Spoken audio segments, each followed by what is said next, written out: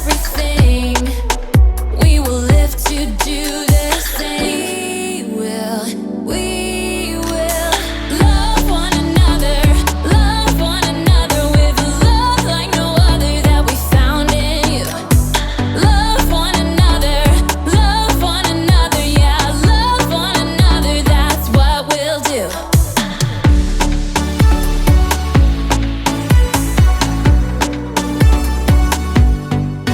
We're alive to love one another. We're alive with love like no other. We're alive, we're sisters and brothers. We're alive to love one another.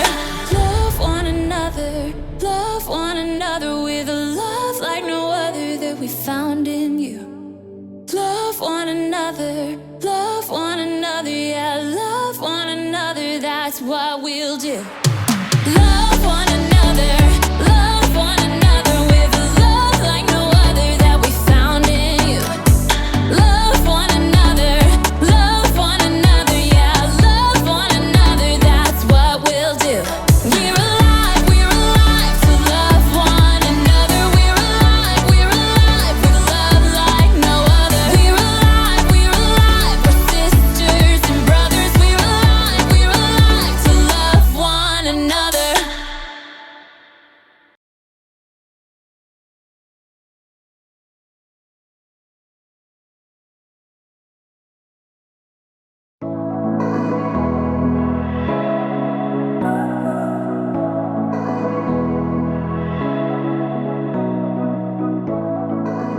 What's up, everybody? Erica here, and I am so happy to have you on my block. As you can see, we've got a whole community of people living right here, working together to help each other and show compassion. Compassion is caring enough to do something about someone else's need. Every person is made in their own unique way, and every person can use what they have to show compassion. You want to see? They can build things. Ooh, I know. They can fix things. And even make people feel safe. Everybody has a part to play. And there are clues, even when you're young, to help you know what your part is. For instance, you might like to help your parents out around the kitchen. Someday you may be a chef. Or maybe you like building things out of Legos. You might grow up to be a construction worker. Oh, these are not toys. What if you really love animals? Oh, how cute! Someday you could be a veterinarian. Oh, even cuter! If you look really close at what you're good at and the gifts you've been given, you might get a glimpse of what you'll be like when you're older. Or, like you'll see in today's story, God can use what you have right now to do something miraculous. I'm not sure what I have to give, but I hope it involves a cute puppy. I'll see you next time.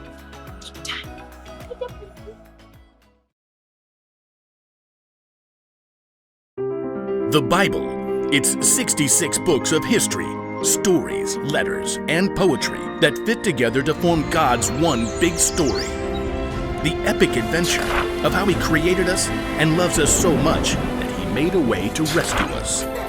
As we travel through the Bible, from Genesis to Revelation, we discover people who met God and found their lives changed forever. Now, for an amazing story, inspired by the book of John, chapter 6, verses 1 through 13. Let's set the stage. Jesus had been performing amazing miracles and healing people. Great crowds gathered wherever He went. So, when Jesus needed a little time away, He crossed the Sea of Galilee with His friends. He was probably looking forward to a quiet day on the mountainside, overlooking the lake. But the crowds had followed. Oh, you've gotta be kidding me. Looks like thousands. Should we send them all away? No, I'll talk to them. Even though He was tired, Jesus welcomed the people. He could see the hunger in their hearts, so He sat down on the mountainside and began to teach them. I am the bread of life. Whoever comes to me will never go hungry. Through the heat of the day, Jesus kept speaking to the people. As the sun sank lower, though, people started getting restless. See, nobody planned to stay there the whole day, and everybody was getting hungry. Well, Jesus knew how he would provide a meal, but first, he spoke to his friend Philip. Where can we buy bread for all these people to eat? Philip's eyes widened as he looked down over the mountainside. There are thousands of people here. Even buying enough bread for everyone to have one bite would take more than half a year's pay. Feeding this crowd certainly seemed like an impossible job. Jesus' friends started to check around, trying to see if anyone at all had brought along some food. Now, imagine you are there, on that very same hillside. Early this morning, you heard footsteps and excited voices just outside your home. They say Jesus is heading for the lakeshore. Now, you had never seen Jesus, but you had heard a lot about him, so you begged your mom to let you go along, please. Please, please, please. It's not far. And she said yes, which is pretty amazing, but she wouldn't let you run out the door unprepared.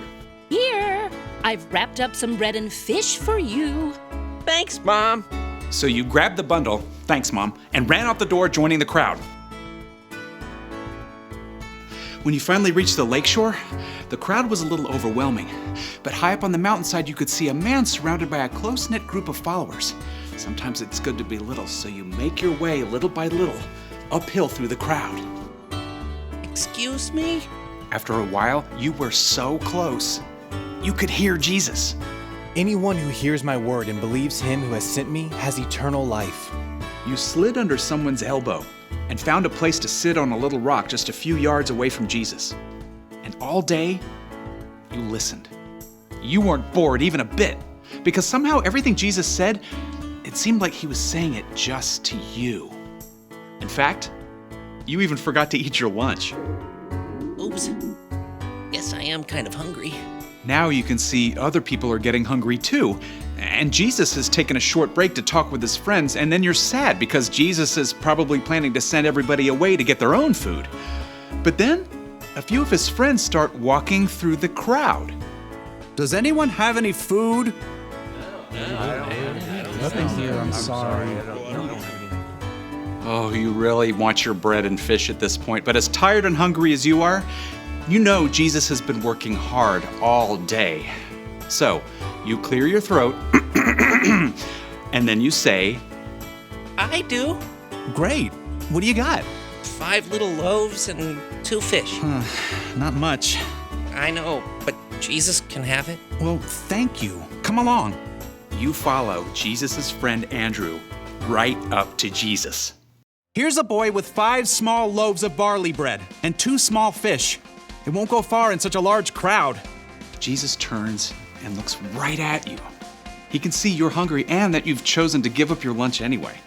And then he smiles. It's the best thank you you've ever gotten. He reaches out his hands and you give him your food. Then Jesus turns back to his friends. Have the people sit down. Jesus' friends exchanged surprised glances, but then they started gesturing to the crowd. All right, everyone sit down. Plenty of room. Like a slowly rolling wave from front to back, you see all the people sit down. Then, right beside you, Jesus takes your 5 small loaves of bread and 2 small fish, and he lifts them up to heaven. Father, thank you for this food you've given us. Then, Jesus takes the loaves and breaks them. He begins handing them out to his friends and to the people in the first rows on the ground. He does the same with the fish. You even get some of your own bread and fish back. Yum. You look around and you can see Jesus' friends still handing out pieces of fish and bread to the crowd. But this is way more than what I gave to Jesus.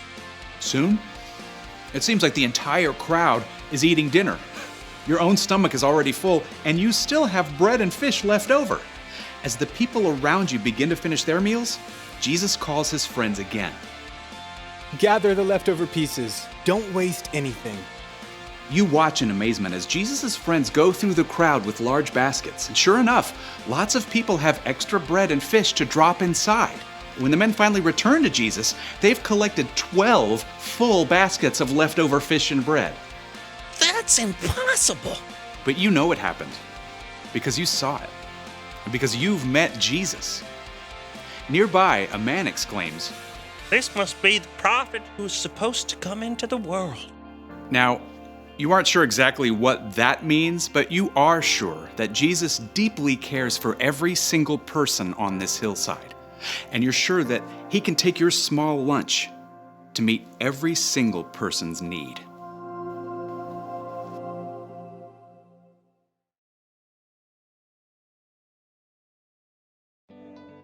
When the boy showed up to see Jesus on a mountainside with a crowd of over 5,000 people, it probably never crossed his mind that he could be part of a miracle. All he had to offer was 5 loaves of bread and 2 fish, and God used it to feed everyone. You never know what God's going to do when you use what you have to help others. So, what do you have? Do you like to entertain people? And are you good with animals? Do you like to make things grow? Do you enjoy serving others? Everybody has something they can use to help others. Could be all you need are these, your hands. Your hands can help lift things, clean things, and repair things. Something else you have is this, your brain. You can use your brain to help solve problems or to help create something incredible. And what about these? Your ears. Sometimes to help others, all you need to do is listen. And then these, your elbows. I'm not really sure what you can use your elbows for. Oh, I got it. You can use your elbows to help a small child find their parents in a crowd. Excuse me. Nailed it. The one thing to remember today is this. Use what you have to help others. You don't have to wait until you're older. God can use even the smallest things to make a big difference. I just thought of another use for your elbows. The chicken dance. Your turn.